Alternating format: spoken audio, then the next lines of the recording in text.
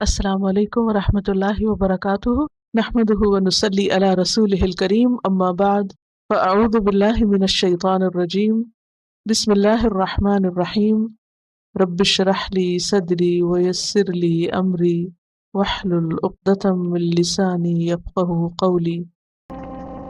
کیا ہوتا ہے؟ حرف استفہام ہے۔ حرف استفہام، استفہام لفظ لکھنا آتا ہے آپ کو؟ استفہام، استفہام کا معنی ہوتا ہے فہم طلب کرنا۔ فہم کس کو کہتے ہیں؟ سمجھ کو، یعنی کسی چیز کو جاننے کی کوشش۔ تو جاننے کے لیے کیا کرنا پڑتا ہے؟ سوال، ٹھیک ہے؟ تو اس کو بولتے ہیں حرف استفہام۔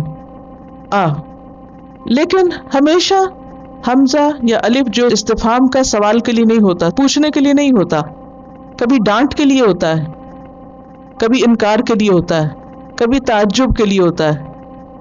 حیرت کی بات ہے کہ تم ایسا کرتے ہو۔ کیا؟ تأمرون، تم حکم دیتے ہو۔ تا تمہارے لیے، اور روٹ ہے حمزہ میم را۔ امر، امر کس کو کہتے ہیں؟ حکم کو۔ اور واو نون کس کی علامت ہے؟ جمع کی۔ کیا تم حکم دیتے ہو، کس کو کہا جا رہا ہے؟ بنی اسرائیل کو۔ الناسا، لوگوں کو۔ بالبر، نیکی کا۔ با زائد ہے یہاں بھی، اور زائد کیوں آتا ہے؟ تاکید کے لیے، معنی میں زور کے لیے۔ بر، بر کہتے ہیں نیکی کو، نیک کام۔ واہ، اور۔ تنسونا، تم بھول جاتے ہو۔ تا کس کی علامت ہے؟ تم کی۔ نون سین یا، روٹ ہے تنسونا کا، بھولنا۔ یہاں کہاں گئی؟ اڑ گئی۔ کیوں؟ حروف علت میں سے ہے۔ اور یہ جو واو ہے یہ روٹ کی نہیں ہے، یہ جمع کی علامت ہے، ٹھیک ہے؟ انفسکم، اپنے نفسوں کو۔ انفس جمع ہے کس کی؟ نفس کی۔ اور نفس کا کیا معنی ہوتا ہے؟ ذات۔ تم اپنی ذات کو بھول جاتے ہو۔ واہ، حالانکہ۔ انتم، تم۔ تتلون، تتلون، تم پڑھتے ہو۔ تلا یتلو، تلاوتن، تلاوت کرنا، پڑھنا۔ اصل میں تلا یتلو تلون کا معنی ہوتا ہے کسی کے پیچھے جانا۔ تو تلاوت ایسے پڑھنے کو کہتے ہیں جس میں معنی پیچھے پیچھے آئے، یعنی سمجھ کے پڑھنا۔ الکتاب، الکتاب کون سی کتاب؟ خاص، تورات۔ وَأَنْتُمْ تَتْلُونَ الْكِتَابَ، حالانکہ تم پڑھتے ہو کتاب، یعنی اپنی تورات۔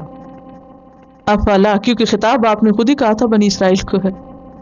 افلا، کیا پھر نہیں؟ تعقلون، تم عقل رکھتے۔ تا تمہارے لیے، عین قاف لام روٹ کا، اور واو نون جمع کا۔ کیا تم عقل نہیں رکھتے؟ یہاں استفہام کس کا ہے؟ حیرت کا، انکار کا۔ کوئی عقل نہیں تم میں، عقل کے مارو، یہ کہا گیا ہے۔ اتأمرون الناس بالبر، کیا تم لوگوں کو نیکی کا حکم دیتے ہو؟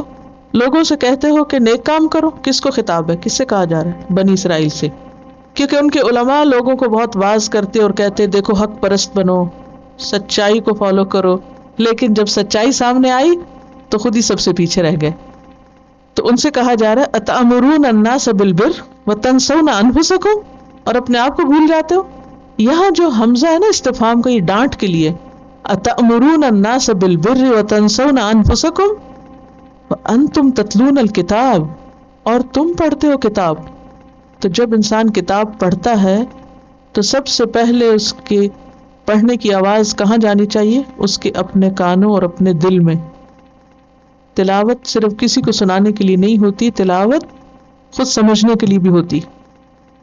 پھر فرمایا افلا تعقلون، کیا تم عقل سے کام نہیں لیتے؟ یہ بات شریعت میں تو ناپسند ہے ہی، عقل بھی ناپسند کرتی ہے اس بات کو۔ عقل کے لیے کیا ناپسندیدہ ہے؟ دوسروں کو نصیحت کرنا اور خود اس پر عمل نہ کرنا۔ یعنی عقل بھی اس کا انکار کرتی ہے کہ یہ غلط کام ہے، یہ ٹھیک نہیں ہے۔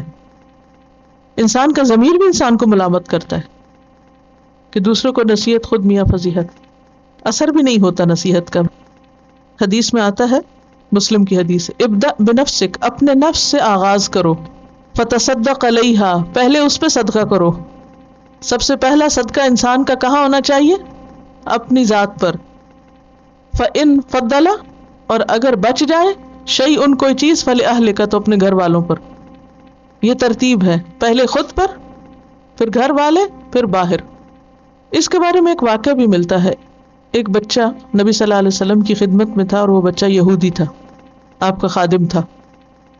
تو وہ بیمار ہو گیا، قریب تھا کہ مر جائے.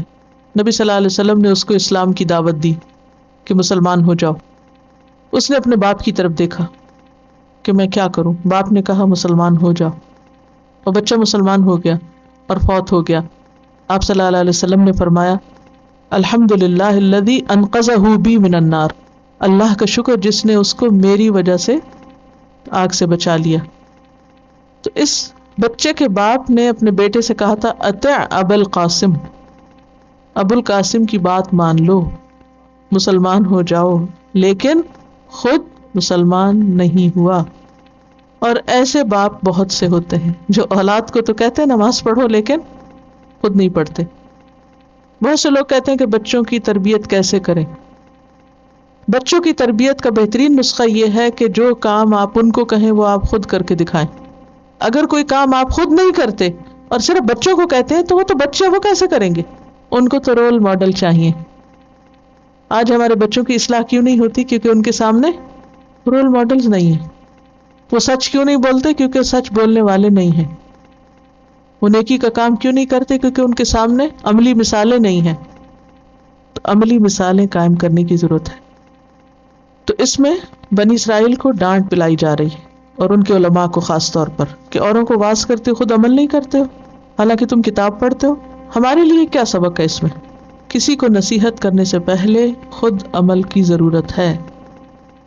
حدیث میں آتا ہے، حضرت انس سے روایت ہے، آپ نے فرمایا شب معراج میرا گزر کچھ لوگوں پر ہوا جن کے ہونٹ اور زبانیں آگ کی کینچیوں سے کاٹی جا رہی تھی. ہونٹ اور زبانیں. میں نے جبریل سے پوچھا یہ کون لوگ ہیں؟ جبریل نے بتایا یہ آپ کی امت کے واعظ اور خطیب ہیں جو لوگوں کے نیکی کا حکم دیتے تھے اور اپنی خبر نہیں لیتے تھے. ابن عساکر نے ایک اور روایت کی ہے کہ نبی صلی اللہ علیہ وسلم نے فرمایا بعض جنتی دوزخیوں کو آگ میں دیکھ کر پوچھیں گے کہ تم آگ میں کیوں پہنچ گئے، حالانکہ تم تو ہمیں نصیحت کرتے تھے، تمہاری وجہ سے ہم جنت میں پہنچ گئے. وہ کہیں گے ہم زبان سے کہتے تھے مگر عمل نہیں کرتے تھے. تو خاص طور پر کتاب پڑھنے والوں کے لیے اس میں بہت بڑی نصیحت ہے. وَأَنْتُمْ تَتْلُونَ الْكِتَابَ، تم کتاب پڑھتے ہو. افلا تعقلون، عقل نہیں تم میں؟ عقل سے کام لو. جو ایسا نہ کرے وہ بے عقل ہے. سبحانک اللہم وبحمدک نشہد ان لا الہ الا انت نستغفرک ونتوب الیک.